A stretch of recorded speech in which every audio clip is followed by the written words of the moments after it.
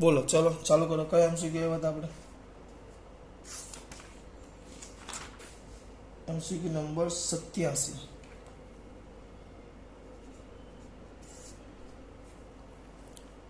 બરાબર તમારે આકૃતિ દોરવી પડશે ત્યાં સુધી તમે કામ કરો આકૃતિ આવી આપી છે તમને એમ કીધું છે કે 12 ઓહ્મના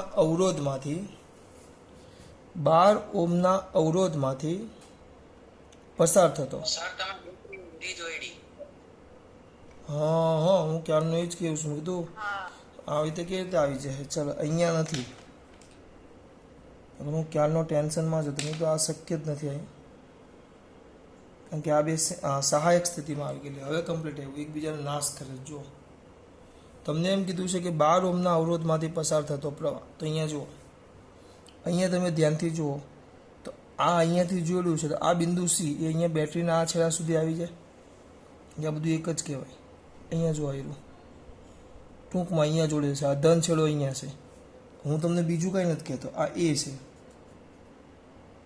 અને સી છે તો તમે એક વસ્તુ બીજું વિચારો કે અહીંયા બેટરીનો ધન છેડો છે અને અહીંયા પણ બેટરીનો ધન છેડો છે સી સાથે પણ બંને સાથે બેટરીના ધન છેડા છે અને એમાંય પાછો ધન હોય તો વાંધો નહીં આ પણ +5 વોલ્ટ છે ને આ પણ +5 વોલ્ટ છે પછી અહીંયા તમારો અવરોધ છે આમ અહીંયા 12 ઓહ્મ આ બંને +5 વોલ્ટ છે વોલ્ટેજ સમાન હોય પ્રવાહ હંમેશા ક્યાં જાય પ્રવાહની દિશા ક્યાં હોય હંમેશા પ્રવાહ વધુ વોલ્ટેજથી બોલો યાર વધુ વોલ્ટેજથી પ્રવાહ ક્યાં હોય ઓછા વોલ્ટેજ તરફ આમાં તો બંનેના વોલ્ટેજ કેવા આવ્યા એક સરખા તો બંનેના વોલ્ટેજ એક સરખા આવ્યા તો ટૂંકમાં પ્રવાહ પસાર થાય જ નહીં આમાં પ્રવાહ જ ન મળે એટલે પસાર થતો પ્રવાહ I = 0 ચલો આગળ પછી છે 88 એ તો બહુ મસ્ત છે 88 હું જાતે કરશો બેટા શું કીધું છે પ્રવાહ તમને I2 આપ્યો છે I2 આપ્યો છે I1 શોધવાનો છે I2 1.5 છે તો ના કરાવવું પડશે કારણ કે મને એવું નથી બહુ મસ્ત છે આમાં એક લોજિક છે ને મારે તમને સમજાવવાનું છે જે બધાને લોજિક ખબર નહીં પડે અહીંયાથી લાગો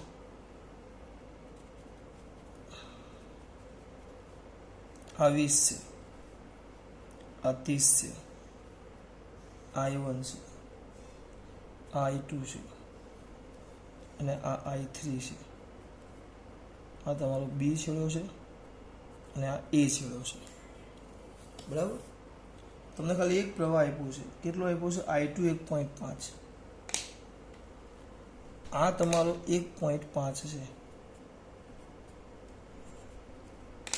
તો તમને I કેવી રીતે I1 કેવી રીતે મળે બોલો સિમ્પલ વસ્તુ હોવું જોઈએ આમાં પહેલા તો આ બંને અવરોધો કેવા છે સમાંતર આ ખાસ ધ્યાન રાખજો કારણ કે I1 એટલે જો એક મિનિટ બેટા I1 શું દીકરા સર કોઈ બોલ્યું I1 એટલે માં દીકરાઓને ખબર પડવી જોઈએ I2 + I3 થાય I1 એટલે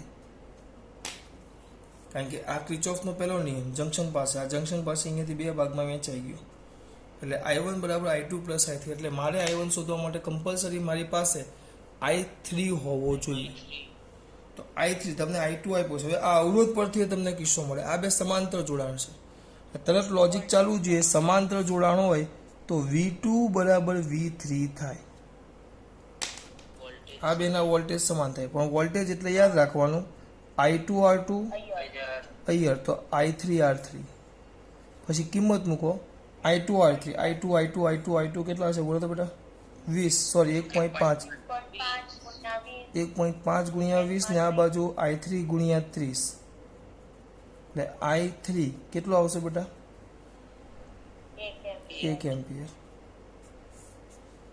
આ તો સર તમે આમાં હું નવું શીખવાડ્યું ચોપડીમાં છે એમ તો છે મારે તમને આ શીખવવાનું મારે તમને એક મારી રીતે સમજાવું વોલ્ટેજ સરખા હોય ને અહીંયા જે પ્રવાહ હતો સમજો પ્રવાહ તો અવરોધ જો આ બે આ 20 છે ને આ 30 છે હવે જે સમજો હવે સમજો આ 20 છે ને આ 30 છે અવાજ આવે છે કોઈનો? સ્પીકર ચાલુ છે?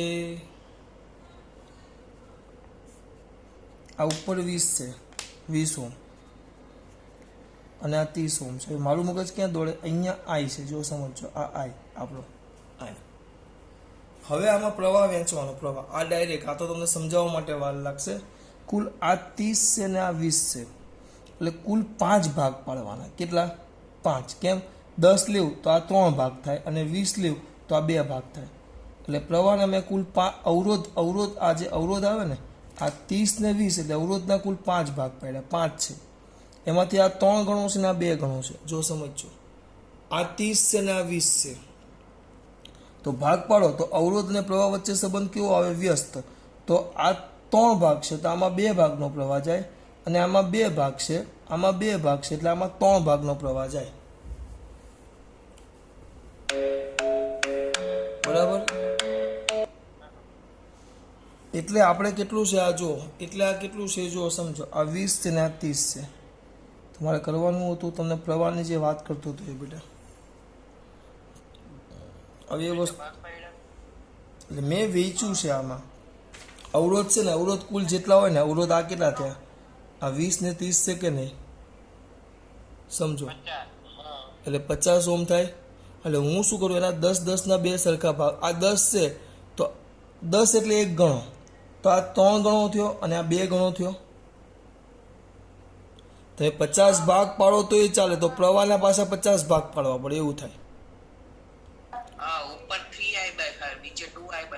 હા, પ્રવાહ, અવરોધ અને પ્રવાહ વચ્ચેનો સંબંધ શું હોય? વોલ્ટેજ સરખા છે. જો સાંભળો, I is equal to V by R. I is equal to V by R. તો એટલે આ V અચળ છે, તો I ચલે છે R. એટલે પહેલા અવરોધ છે એના વ્યસ્ત ભાગ વહેંચાય. આ અવરોધ આ 20 ને 50 છે, બરાબર? તો એક કામ કરો, 30 ને 20 છે તો 50 થાય.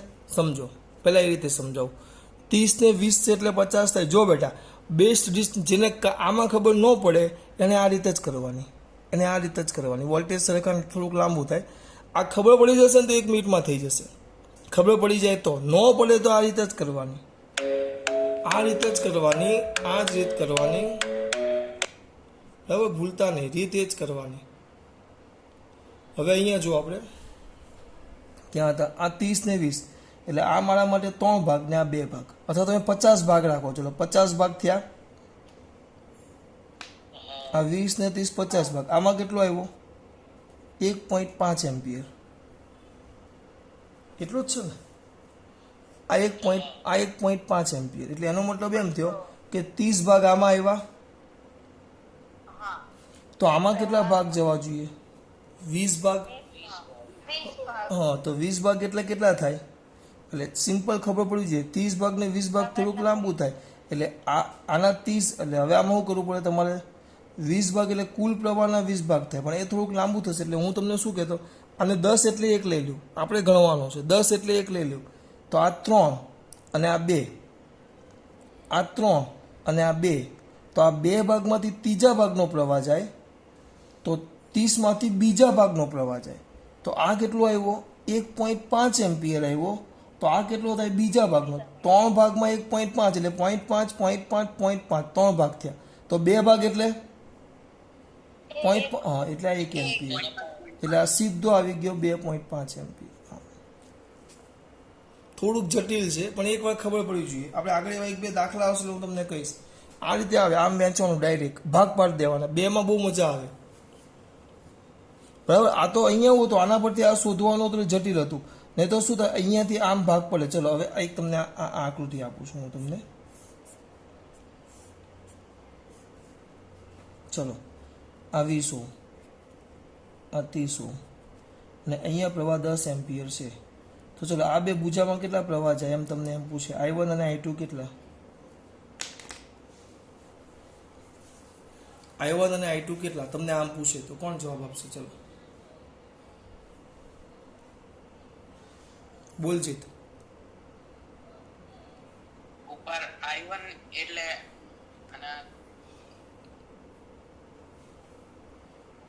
એટલે 3I/5 અને નીચે 2I/5. ડાયરેક્ટ હવે જો મેં તમને એટલે ભાગ સમજાવ્યા છે.